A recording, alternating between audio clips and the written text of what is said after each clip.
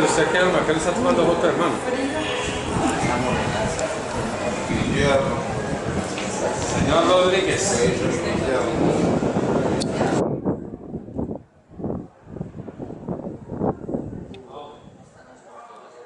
Hola, señor.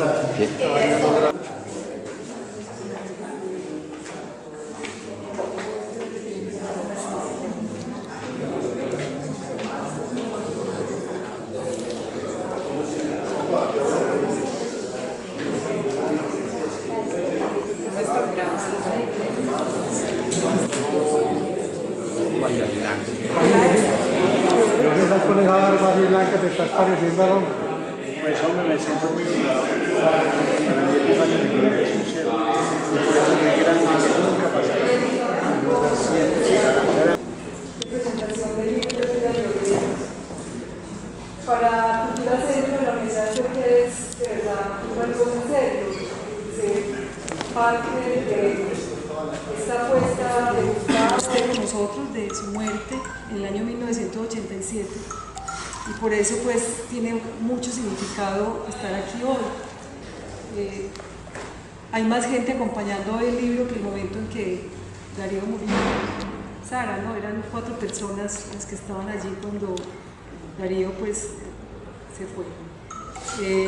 Vamos a presentar unos videos porque nos parece importante como evocarlo a través de unas imágenes que encontramos en internet y luego pues pasamos a compartir las palabras, los silencios, las interpelaciones, lo que queramos hacer también, digamos, acá en la mesa y que de alguna manera lo que Gustavo sabe hacer y es no planear, sino que todo salga como tiene que ser, naturalmente. No sé cómo controlarme. Acontece que muero de la felicidad. Sentado aquí como Dios, estoy exacto. Todo lo amado lo tengo. Solo a esta hora puedo hablarte aquí. En el día es imposible. El grito de los moribundos místicos, la flauta negra y mordida de las viejas enfermas o muchachas enfermas que enloquecieron porque un hombre cualquiera no ha llegado a enseñarles que ellas tienen huecos profundos para respirar, para enloquecer distinto. Pero en la noche, mi querido capitán, los pacientes duermen sintéticamente, drogados como ratas, vencidos, respirando fuerte como esos leones que traen los circos en sus jaulas. Entonces llega el silencio en este hospital y los bellos durmientes dejan mi cabeza plana. Puedo ver y oler y sentir el sonido que hace la tierra cuando mueve su huevo liso en el cosmos. Y yo porque aquí, así, feliz. Hoy estoy aquí porque necesitaba estar aquí para después sentarme sonriendo sobre el mundo. Yo sé de qué se trata cuando un hombre tiene en el rostro muchas piedras. Yo sé que veremos en nosotros muchas cosas pronto, muy pronto, porque mi limpieza cerebral es absoluta, porque esto es en el hospital. Este libro haya salido porque hace 33 años salió Sinfonías para máquina de escribir y nuestro poetario Lemus ha estado muy abandonado en las grandes editoriales. Por ejemplo, es absurdo que autores al pequeño no se le ha ocurrido sacar a Darío Lemus. Bueno, la Universidad de Antioquia hicimos un intento hace algunos años, pero fue fallido, con Macías. Y luego se nos presentó un gran editor al que yo admiro y le agradezco mucho. Gracias a él, Pablo Quintero, de la editorial Nuevo Mundo, fue el que hizo posible que este libro se volviera un hecho. Entonces aquí conocíamos todos Sinfonías para máquina de escribir y este libro recoge muchas cosas, como muchas cartas, poemas dispersos en todas partes y logramos pues juntar como una obrita muy especial, pues que tengamos un librito de 240 páginas sobre Darío Lemus, es una cosa muy hermosa. Entonces aquí también ha pasado que siempre que hablan del nadaísmo, siempre estaban hablando de X504, de Gonzalo Arango, de Amílcar, pero siempre han negriado a Darío Lemos. Entonces solamente una persona como mi compañero Víctor Bustamante, que se tomó la tarea de hacer su libro Cuando el poeta muere, como una biografía de Darío Lemos que salió hace 4 años y ya está completamente agotada. Fueron vendidos ya todos sus libros, donde recoge toda la obra, todo el trajinar de Darío por esta ciudad. Es una obra muy hermosa, pues Cuando el poeta muere es un gran libro. Y hacía falta un libro como estos. Por ejemplo, este poema, Soy tu noche, que es a Luz Ángela Rendón. Ella me lo regaló hace como 10 meses, en una Semana Santa. Pues yo le agradezco mucho que está con nosotros. Ese poema tan bonito. El poema que ustedes ven en ese afiche amarillo tan bonito, ese poema, yo me fui con Darío Lemos a buscar a los viciosos, y un vicioso tenía ese poema y me lo vendió en 5 pesos. Y gracias a eso tenemos este poema aquí, pues, entre nosotros. Otra cosa que me acuerdo, muy bonita, pues, de las cositas que fuimos recogiendo, es un día que me llamó a la biblioteca Darío, que lo habían masacrado la noche anterior, lo habían vuelto nada, lo habían aporreado, lo habían dejado de clínica. Entonces me llamó que fuera, estaba llorando, y yo me fui con Luz Ángela y con una periodista que se llama Ana Piedad Jaramillo. Entonces hablamos con él, les tomamos fotos, y él dijo: vea, hombre, yo tengo anoche, después de que me pasó eso, en unos papelitos, logré juntar unas cositas, hasta con pedacitos de periódico de piel roja, la hojita que queda después de que uno desbarata el periódico en piel roja. Y ahí, ese poema, pues en la letrica de él, logramos sacar eso con Ana Piedad, y ahí salió las cartas a Juan Luis Mejía, que es una carta absolutamente hermosa. Entonces nosotros en Medellín hicimos una labor muy bonita y la seguimos haciendo. A J. Mario le tocó más fácil, porque a J. Mario le tocó los poemas ya que nosotros habíamos pasado. Yo hice una edicioncita en la biblioteca de la Universidad de Antioquia en 1981, por ahí. Un cuadernito que es muy emblemático de Darío Lemos cuando no se conocía. Y yo me vine con él en el taxi todo contento y le entregué 200 cuadernitos. Y él, en homenaje, cuando pasamos por el río Medellín, por el puente, los tiró al río. Entonces, pero ese fue el homenaje que me hizo. Un homenaje al río. ¿Ah? Homenaje al río. Un homenaje, todos los 200 que le regalé con ese. Él era una persona infame. Fuera de eso, pues, desgraciadamente muy ladrón. Los amigos lo llevan a la casa y en la casa se robaba todo en un costal. Una leyenda negra, pero es mejor no hablar como de esa leyenda negra del pobre Darío, pero hace parte de su vida, ¿no? De su vida, de su memoria. Él trabajaba, digamos, yo vendía hamacas en la playa, y él se parqueaba conmigo, y cuando llegaba me decía: bueno, maquero, ¿cuántas hamacas hemos vendido? O sea que ahí estaba la vacuna permanente, pues, de Darío encima de uno. Me acuerdo también en un San Alejo que solamente habíamos vendido en todo un San Alejo una hamaca. Eso era como 3.000 pesos, oye, pues, o 300 pesos. Yo me acuerdo las platas de 1980 aquí, a las 6 de la tarde, con 300 pesos, digamos. No había sino 2 opciones: irnos a comer una comida a la estancia o una botella de aguardiente. Él se puso como una fiera, apenas le dije: hermano, yo creo que lo mejor es irnos a comer una bandeja a la estancia. Y él era como una ofensa a la poesía, que yo pensara siquiera en eso, en una comida, que él quería era una botella de agua.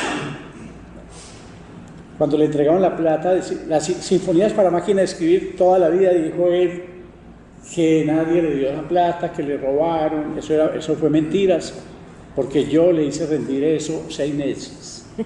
Yo no le daba sino la plata para un almuerzo que le llaman de un restaurante. Yo le decía, lleven ese almuerzo, él se lo coma, ¿no? Nosotros cumplimos con ponerle ese almuerzo ahí. Una cajetilla de cigarrillos y se le pagaba el hotel. En un momento era el hotel El Deportista de Pepe Aguirre, que es como 4 o 5 cuadras. Víctor sabe más de eso que yo. Ya lo tuvimos 6 meses.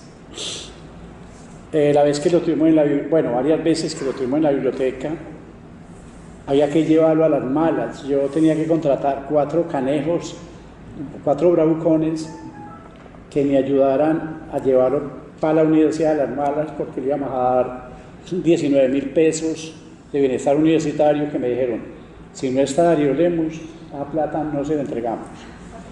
Y como él era tan degeneradito, él quería cobrar sin ir. Entonces yo tuve que contratar 4 forajidos, pues, pero tiernos,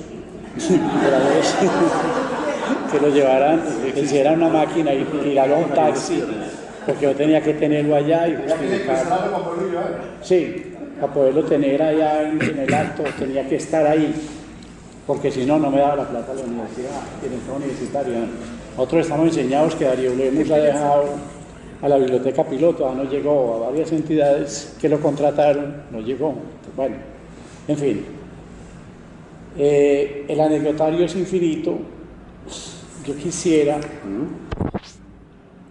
tengo muchas ganas de oír un escrito que hizo Isela sobre Darío, y le vamos dando como este ritmo La poesía por esos días andaba en la cabeza. La habíamos encontrado como la respuesta a todo, al afán desmedido y loco de la gente, a sus ansias de dinero, a la inutilidad y a ese llamado molesto de ser alguien. Por fin algo como el nadaísmo había aparecido en nuestras vidas y nos llegó por vía directa a la sangre. El entusiasmo se acrecentó aún más al saber que en el restaurante Versalles de Medellín encontraríamos sentado en su silla de ruedas al poeta. Todo el mundo, y en especial los centros literarios, hablaban de él. Quienes podían acercarse o sostener una conversación lo consideraban toda una proeza. Cuando lo vi por primera vez con ojos jóvenes y uniforme de colegiala, no podía creer, ni siquiera sospechar, que los poetas existieran, que eran de carne y hueso. Había alguien que no se dedicaba a ser zapatero, comerciante, mafioso, maestro, abogado, conductor o jefe. Había alguien que había decidido ser y vivir como un poeta. ¿De qué vive un poeta? Pues de la poesía. Ese lucro cesante que no tiene más interés que el propio, que no tiene más validez que el tamiz de sí mismo y que solo alcanza el nivel de la buena poesía cuando trasciende y se instala con voz propia en el mar de las palabras. Darío Lemus tenía un aspecto complejo. Verlo era saber que a quien se tenía enfrente era una criatura extraña, de ojos abocados y profundos, voz áspera, cuerpo delgado y piernas vestidas con pantalones de señor serio, sin zapatos y dientes, de dientes descuidados y la nariz larga. Ante él las palabras eran inútiles, intentar un diálogo baladí. Con él la contemplación y el silencio eran un asunto tácito. Escuché decirle alguna vez, encontrémonos para que callemos. Recuerdo la vez que no tenía dónde dormir y me lo llevé para la casa en Manrique. Era la casa de mis padres y vivíamos como 7 personas. Lo escondí en la última pieza y lo fundí al ingreso con una cobija anaranjada en su silla de ruedas. Entre una hermana mía y yo le dimos leche y comida, y hasta lo entretuvimos cantándole canciones de la nueva trova. Estuvo allí por 3 días hasta que mi mamá se dio cuenta y arremetió con su escándalo. Hubo que argumentarle que se trataba de un acto de caridad, para ver si así se lograba algo de compasión, pero el rumor de que Darío tenía tuberculosis estuvo más que la fe. Hubo que salir con él de nuevo a la calle, sin techo ni refugio en la noche oscura. Santa Elena fue su última morada, la casita antigua de bareque, misteriosa y bella, que mi hermana Sara había alquilado y en la que estuvimos algunos jóvenes bajo la custodia de su vida, de sus últimos días. En el cuarto exterior se quedó Darío. Allí permaneció la mayor parte del tiempo. Su cuerpo reposaba en una cama pequeña sin barandas al lado de la pared, y a mano conservaba un fogón y una olla con agua en la que hacía papas cocidas y huevos. Era lo más fácil en su estado convaleciente. Y la marihuana, que según él era una legumbre. La mantenía en sus manos y armaba los cigarrillos hábilmente con papel de Biblia y hasta higiénico. Esa era la dosis infaltable. Recuerdo que una tarde una visita irrumpió con un mercado enorme, como para 3 meses.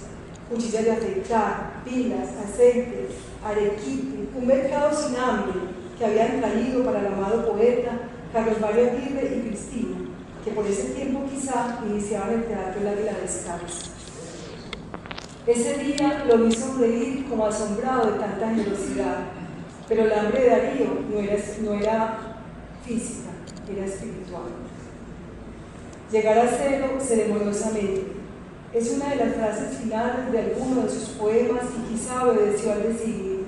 Sostuvo durante su vida una forma de ser poeta y por ello podría decirse que fue uno de los auténticos nadaístas.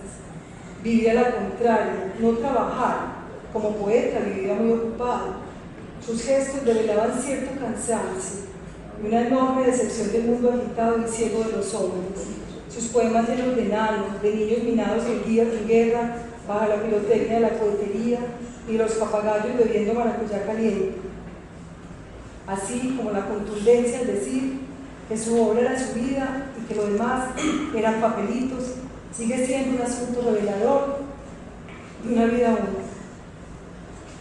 Antoine se agitaba más allá de la turbulencia y del desdén. Darío murió la noche del 15 de abril de 1987, solitario en Santa Elena con 2 jóvenes que lo acompañaron y lo vieron morir. La muerte tiene un ritmo y no logro cogerle el tiro a esto. No hay nada. Pobres huevones, no saben lo que les espera, decía en su agonía, como si se hubiera enfrentado a la muerte, a esa nada de ojos abiertos.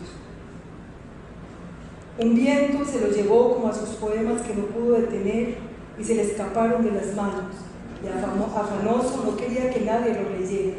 Sus ojos iluminados, sus palabras de quien traspasó la línea y tuvo de su parte revelaciones insondables. Pocos viven bajo el mandato de ser solo eso, poeta, y Darío fue eso, ave escasa, rara.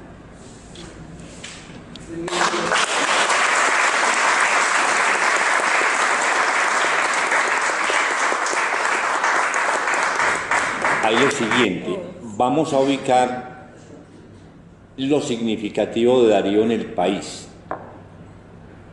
En un país donde siempre nos ha gustado el poeta que esté fuera del circuito económico, pero no que sea un tipo pobre o tirado por allá, sino que escapa a algo muy importante, a que no esté constreñida su labor creadora por lo que le estén pidiendo las editoriales, o que le estén cancelando poemas o no publicando por lo que él dice, ¿cierto? Darío es uno de ellos. Y esta tradición en el siglo pasado es muy importante en el país. Miremos el caso de Porfirio. A él no le perdona al medio que haya sido marihuanero y muy mariconcito, pero él era capaz de decir eso en un momento en que el país posee un sentimiento religioso muy acendrado, así como un sentimiento y un poder político del Partido Conservador súper fuerte, ¿cierto? Él se tiene que ir del país, así como se fueron todos los liberales de Medellín, que es tan conservadora, tan poco dada a reconocer a sus escritores, ¿cierto? Miremos que un escritor como Porfirio le queda grande al país por ser un tipo libre. Lo mismo pasó con los nuevos. León de Grey, Luis Tejada, Ricardo Rendón se tienen que ir para Bogotá, porque la Antioquia negociante, la Antioquia refractaria a este tipo de cosas, no aceptaba ese tipo de poemas. Ellos creían, aquí en Medellín se querían era poetas, los poetas que hablaran que hablaran del maíz, los poetas de de los desfiles de los desfiles de muertos, como los desfiles de sillares y todas las cosas, no se ha dado en ese momento, pero es la Antioquia y el pasado que Medellín siempre busca, no el tipo que esté cuestionando y diciendo cosas. ¿Por qué se va León de Grey? ¿Por qué se va Luis Tejada? ¿Por qué se va Ricardo Rendón? No tiene espacio aquí, porque Medellín es una ciudad, entre comillas, muy pujante, pero es cierto, de todas maneras, en lo económico, pero en lo cultural no interesan esos escritores, ¿cierto? Entonces miremos que vamos trazando un mapa de escritores llamados malditos. Entre los nuevos hay un inmenso cronista que es Luis Tejada Cano. Luis Tejada Cano murió calcinado por el licor, por el exceso de noche, por el exceso de vida, pero lo tenemos ahí fresco y perenne, ¿cierto? Sigue también en ese orden de cosas un tipo que ha sido muy contemplado, muy usurero a veces, que no se le ha mirado eso, que es Fernando González, que nosotros lo queremos mucho, ¿cierto? Fernando González, por ser tan lengua y largo, por pelear con las élites de Bogotá, con las élites paisas, se confina allá en la finca de otra parte a escribir sus dicterios, esa literatura tan personal de él. ¿Qué ocurre con el tiempo? Que los nadaístas, cuando ya son un grupo conformado, lo buscan a él. Es la única persona con León de Grey y Fernando González donde hay un verdadero diálogo entre generaciones.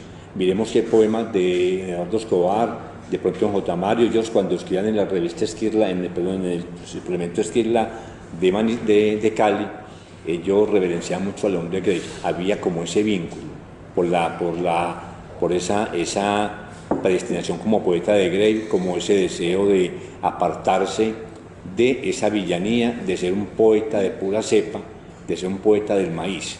No, León de Grey quería ser distinto, y en ese orden siguen los nadaístas, ¿cierto? Entonces, ¿qué vemos? Hay algo contradictorio. Los nadaístas aceptan como su mentor, lo buscan, lo viven, lo visitan, que es Fernando González, pero no se acordaban que Fernando González había escrito sobre ellos, había escrito muy mal sobre ellos, cuando resulta que el problema de la hostia que hubo allá en el Parque de Bolívar, todo el tema hecha y con eso, resulta que escribió Fernando González más o menos esto: a esos cagones hay que meterlos a la cárcel por irrespetuosos y hay que ponerlos a barrer el Parque de Río.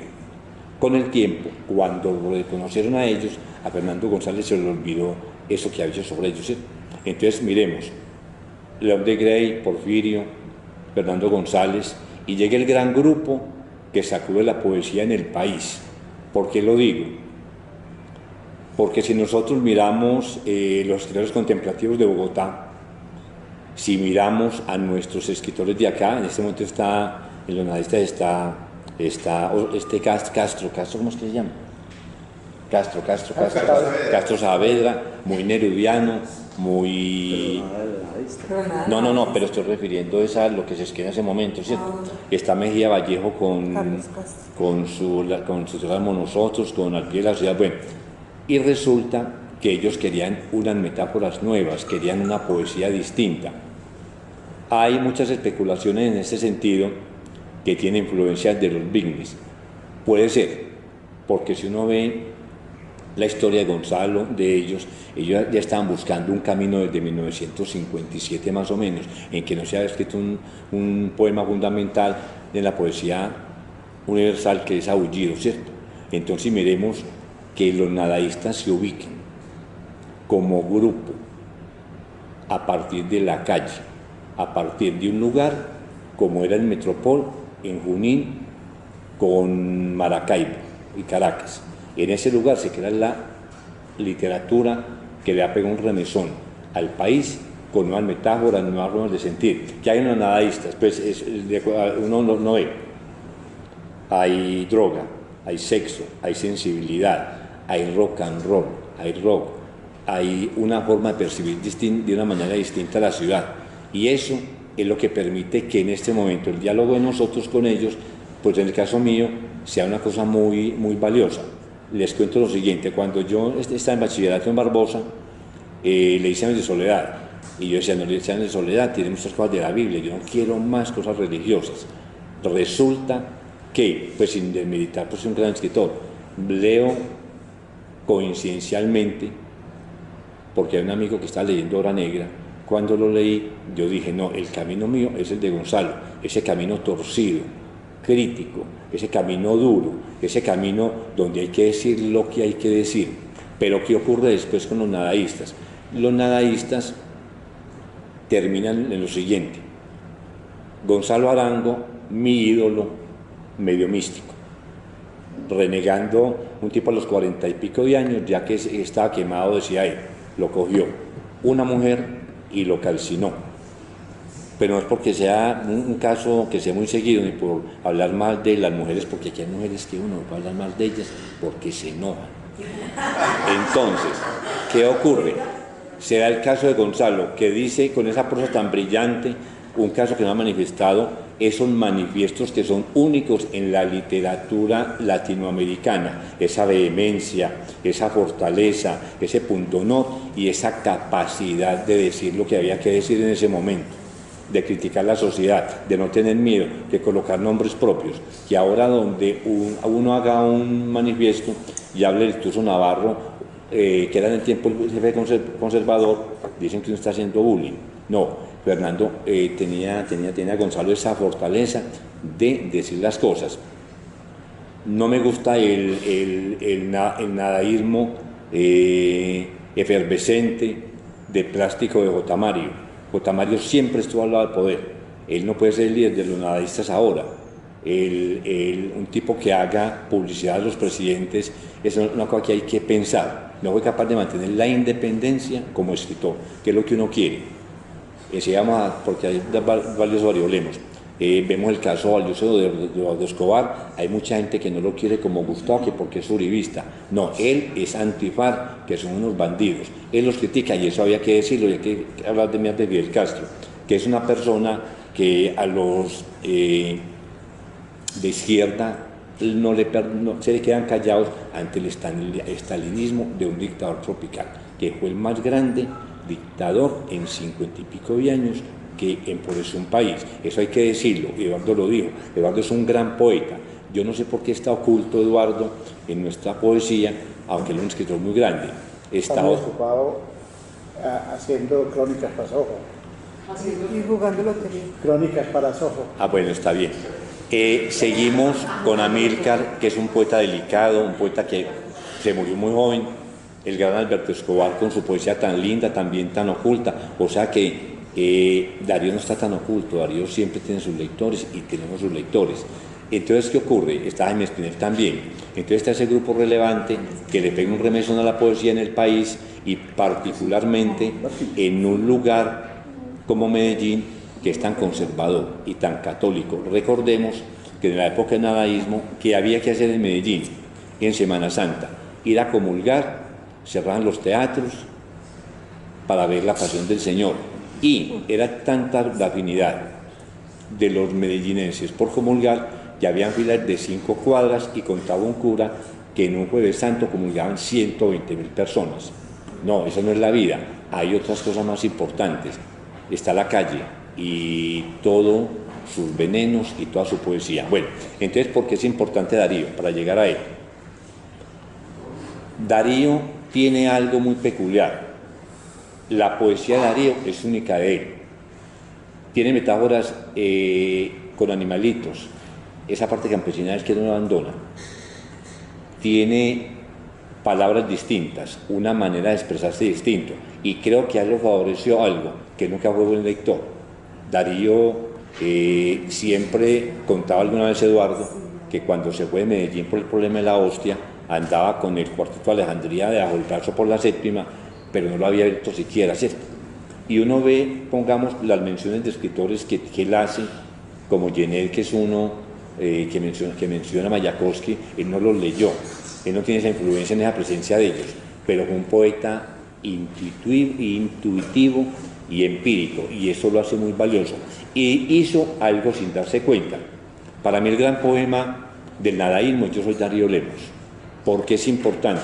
Porque instaura la presencia del yo en la literatura de la ciudad de Medellín, porque aquí en Medellín nos gusta mucho ser muy mentirosos, muy falta de autocrítica y demostrarnos.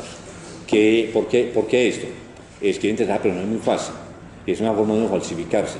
En ese poema Darío Lemos, Yo soy Darío Lemos, se ubica con su gusto por la marihuana, la calle, el rock and roll y no creer en nada. Este poema fue publicado en 1960 y pico, en Esquirla, que era el periódico que se le abría a los nadaístas un suplemento en Cali. Se va empezando a dar un circuito, un fluir de personas que querían cambiar, escribir cosas distintas, ¿cierto? Entonces, ¿qué ocurre? A través de este pavón, a nosotros nos dicen Jaime Jaramillo el gran poeta, para uno sí, para el sector académico que no le gustan los riesgos. Ahí está Darío Lemos, no fue buen escritor, tiene muchos errores como diría Maquero, que es lo único que ve, pero eso es lo de menos. La literatura tiene errores y eso, a mí lo que me importa es la pasión del fluir. Lo demás, las comiditas o cositas ya, eso pues no vale la pena, me da la impresión. El Quijote tiene errores, Forleo tiene muchos errores, bueno, pero hablemos de eso. Entonces Darío es capaz de asumir de una forma valerosa, ayudado por la droga, que lo envenena, se lo come, lo lleva a la ruina, una forma de escribir muy personal. Si uno lee el Manifiesto 13, donde Gonzalo Arango habla que el poeta tiene que ir hasta el fondo, el único que se creyó esa verdad fue Darío Lemos. Ni Gonzalo hizo eso. Darío le leyó ese manifiesto y resulta que él ahí está de cuerpo presente, está siguiendo los dictorios de esos compañeros que lo mejor que hicieron se lo fueron para Bogotá todos a buscar oportunidades literarias diferentes, a lo que nosotros podemos llamar arribismo cultural, pero eso es verdad, todos los escritores tienen derecho a eso, ¿cierto? Darío se quedó viviendo en Medellín.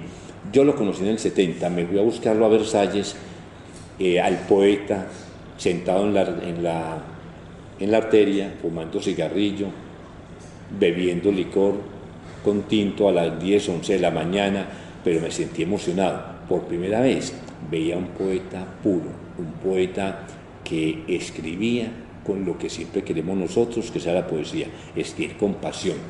Y el mismo Lemos lo dice,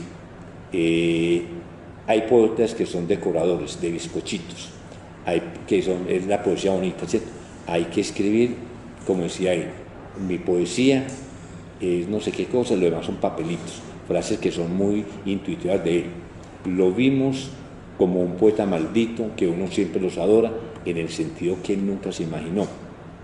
Un poeta que está fuera del circuito comercial de las ciudades, un tipo que fue capaz de expresarse, de vivir la literatura. Lo demás es poesía común y corriente, aunque hay versos bonitos. Y miremos que en el país, ese homenaje que estamos haciendo, nos llena de júbilo, de gozo, saber que hay un gran poeta entre nosotros que renegó del nadaísmo, pero nosotros sentimos en el corazón. No, de todas maneras, quiero aclarar que yo nunca he sido enemiga de Gustavo, jamás. O sea, Gustavo enojó conmigo, yo no supe por qué, después supe que era por ese festival y nos distanciamos como con muchas personas, mucho tiempo. Yo estuve en silencio mucho rato y sabía que Gustavo por allá hablaba mal de mí, como pues de muchas personas, ¿cierto? Que él ha tenido ese estigma, pues, pero igual, nunca lo he dejado de apreciar. Y cuando mi hermana Gisela, que está ahora comprometida con este tema del centro y con todo este trabajo cultural de la ciudad tan importante, me comentó que le iban a hacer un homenaje a Darío, me dijo que si quería acompañarlos, me puso en contacto con Gustavo y yo me alegré mucho y le reiteré mi afecto porque nunca lo he dejado de tener. Bueno, entonces voy a ser breve, voy a tratar de ser breve. Yo escribí algo muy coloquial sobre lo que a mí me pasó con Darío. Nada de lo que han dicho aquí es verdad para mí con respecto a Darío. O sea, es verdad en la historia de Darío, pero no mi experiencia con Darío. Darío para mí fue una especie de ángel. Darío para mí fue un ser maravilloso. Jamás recibí una ofensa de Darío. jamás un agravio, jamás un daño, jamás nada que Darío tuviera, jamás frente a mí ni a la gente que yo tuve alrededor con él. Darío era otra cosa. De eso voy a ponerles un poquito de historia, un poquitico, y ya, y un poema que le escribí, que me sugirió mi hermana que lo hiciera y traté de hacer algo. Se llama 7 años en el infierno de Darío. Varios planos de la vida se cruzan con tu nombre, Darío. Uno, la rememoración de aquellas páginas de la historia de la literatura colombiana, años 70, el nadaísmo como un movimiento revolucionario y contestatario, pero no será el tema que me ocupe, pues es para mí poca cosa frente a la memoria de tu gesto, de tu palabra y ese partir sin honores ni cortes fúnebres, solo un puñado de jóvenes ajenos a lo largo de tu existir, pero cercanos en esos escasos días próximos a tu muerte. Era el principio de los años 80, te vi por primera vez caminando por la playa, arriba y yo al frente con el poeta Omar Castillo. Nos dirigimos a ti y me presentó. Desde allí iniciamos una amistad hasta el final de tus días. Fue de las últimas veces que Darío se vio caminando, alto, delgado, con el cabello aún corto y poca barba para entonces. No sabía mucho de él, solo que empezaba a sufrir de una enfermedad que posiblemente lo dejaría sin una pierna. Pasaron varios años en los que transitó de la calle a hogares de paso o de caridad, o a algún nuevo amigo que pocos días le daría albergue y luego nuevamente Junín. Lo visité en varios sitios de aquellos que lo acogieron y luego de que la gangrena lo cogió por el dedo gordo del pie izquierdo, que posiblemente era el derecho. 2. El Darío que yo conocí, con el que compartí muy buena parte de sus últimos 7 años, a quien acogí como huésped hasta que fue un cadáver hermoso. El Darío amable, gran compañía, aquel con el que degustaba el gran placer de las charlas preñadas de gran conocimiento de la poesía, el degustar de la conversación, el encanto que transporta la palabra cuando lleva su esencia, el de largos silencios y ojos de ternero huérfano. El Darío que conocí erguido cuando apenas anunciaba su dedo gordo que se instauraría allí el temido mal de la gangrena, y así fue. Darío no volvió a caminar. La silla de ruedas, cuando no se la robaban en la calle y otro benefactor se la daba, fue su compañía en las calles muchos años y muchas historias. Según los médicos que lo habían tratado, la gangrena obligaba a cortarle el pie, pero él se negó a ello y resistió el dolor con su hortaliza favorita. En una ocasión, recuerdo vagamente, uno de los nadaístas en sus esporádicas apariciones trajo unos medicamentos que según él eran directas fórmulas de Paracelso y se las aplicó en el pie. Hago un paréntesis, ahora que leí el prólogo que le hizo Juan Manuel Roca, cuenta él que en Bogotá ellos también hicieron lo mismo, y ahí está uno de los nadaístas que vivía en el eje cafetero, él lo menciona, yo no me acuerdo el nombre en este momento, que fue el que trajo esa medicación, eran las fórmulas de Paracelso y se las aplicó en el pie. La gangrena nunca avanzó, o sea, sí lo curó de la gangrena esa fórmula de Paracelso. Darío continuó llegando a cero, no tan ceremoniosamente, pero sí en constante afirmación de su desprendimiento, de su inutilidad, como él mismo lo proclamaba. Hubo muchos seres que hicieron parte de esta corte que rodeaba al poeta, porque éramos algo así, una corte. Estuvo rodando por las calles hasta que finalmente lo llevé a la casita de Santa Elena, en la que yo había vivido hasta hacía poco y que aún conservaba en manos de mis hermanas Gisela y Ángela y sus amigos Juan y Alejo. Estos fueron los seres que presenciaron su partida y que me llamaron ese 13 de abril a las 11 de la noche a decirme: Darío murió. Llamé al médico Mario Correa, con quien compartimos muchos momentos de poesía y tertulia en su pequeño vehículo en medio de la noche y la oscuridad. Llegamos hasta encontrarlo en su modesto lecho de muerte, el cuerpo sin vida, extendido y sereno, de veras, parecía un nazareno. Velamos esa noche el cadáver más solitario que en mi vida vi. En medio de unas flores amarillas, un pequeño texto con el poema de Emily, 4 almas. Luego lo enterramos, sin ceremonias, las mismas 4 personas y el poema de Emily que dice: he visto un ojo moribundo rodar y recorrer un cuarto como buscando alguna cosa, después nublarse, después oscurecer, después cerrarse, sin revelar qué era lo que visto lo hubiese sosegado. Y luego cantamos el Salmo 150, alabada al Señor con tímbalos y trompetas, aleluya, aleluya. Ese fue su entierro. Darío escribió sus últimos poemas, que realmente eran cartas, que realmente eran poesía. Allí en ese lugar tranquilo, lejos del bullicioso centro, en medio del sonido del viento, los árboles, en su soledad y nuestro amor. Cuántas anécdotas dignas de relatar que no podrán decirse hoy, pero que hacen parte de este historial. Carlos Mario Aguirre y Cristina Toro, además de cuidarle con mercados que excedían sus expectativas, fueron quienes sufragaron su funeral y mi primer libro de poesía, que fue luego publicado. Gracias por haber sido parte de mi vida, Darío, por permitirme conocerte de otra manera y por dar a conocer el otro Darío. Bueno, y este es el poema, se llama Darío Lemos.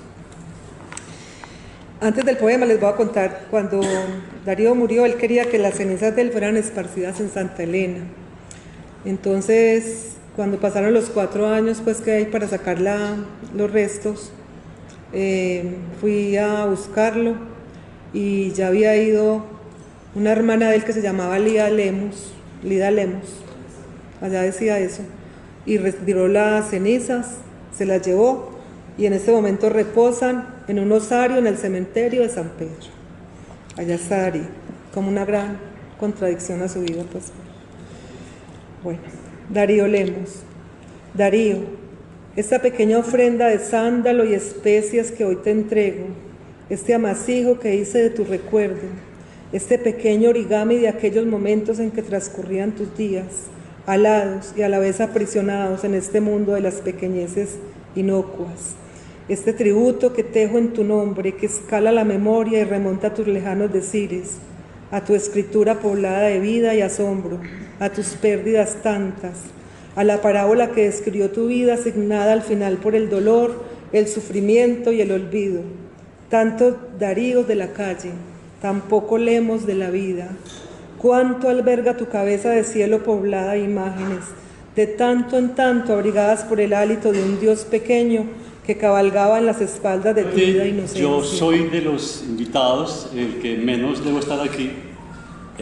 Conocí muy someramente a Darío Lemos, pero como decía Gustavo al principio, pienso que es un poeta ingratamente olvidado. Pienso que es injusto que la poesía de Darío Lemos ni el poeta Darío Lemos se mencionen cuando se hacen las antologías de poesía colombiana o las antologías de poesía antioqueña. Yo creo que es muy injusto eso realmente, porque pues separando un poco el grano de la paja, creo que hay una poesía de Darío Lemos importante y que es, insisto, ingratamente olvidada. Yo les agradezco mucho la invitación. Por lo que toca a mí, pues yo hice una lectura del libro y escribí una cosa que se llama Darío Lemos, hecho de palabras, donde toco básicamente 2 aspectos de la poesía de Darío Lemos. Y obviamente aquel libro que publicó en su momento Colcultura. Dice, la de Darío Lemos es, que duda cabe, una poesía alucinada, tal vez delirante, como era él mismo, a juzgar por lo que decía cotidianamente y lo que hoy puede verse en algunas entrevistas o en algunas cartas y soliloquios. Tal vez Darío Lemos murió pensando de verdad que él era el mejor poeta del mundo, que su palabra era limpia y exenta de venenos y de cualquier maldad. No obstante, estas notas que ahora escribo sobre el poeta nacido en Jericó no se proponen desmentirlo ni decir que sus delirios eran autoengaños o ganas de engañar a alguien. Creo que en el fondo de todo esto Darío Lemos tenía razón. Era un poeta convencido de sí mismo y eso basta. Es lo que un artista necesita para ser auténtico, para ser de verdad un poeta, un creador. En alguna parte dice que conmigo nace y muere la poesía. Eso, viéndolo bien, es lo que debe pensar un poeta un poeta, así a muchos no les guste o muchos otros piensen distinto. Piensen, por ejemplo, que debe ser la modestia, el disimulo o el silencio lo que guíe su obra. Darío Lemus era distinto, es un hecho. La suya era una palabra locuaz y adjetiva. Todas esas características tal vez eran una especie de marca de los nadaístas en general, pero de quien hablamos en este caso, Darío Lemus, lo rubricó con su vida. Él era la palabra encarnada, aunque fuera una palabra alucinada, era irrebatible. Y era un poeta de muy felices frases hechas de él, de lo que más le gustaba y de lo que más lo hacía sentir la vida. Cuando hablaba de alojarse en la muerte, en un suicidio que no practicó más que en su día a día, no de un solo golpe, dijo en un poema: y no se fuma más. En esa frase decía el dolor que produce el placer, que era todo y que se extinguirá por la muerte. Fumar entonces no era un vicio, sino un placer que deja de existir con la muerte. Ella es un fardo, ante todo, porque, comillas, no se fuma más. O frases como: mi alma no soporta los lugares.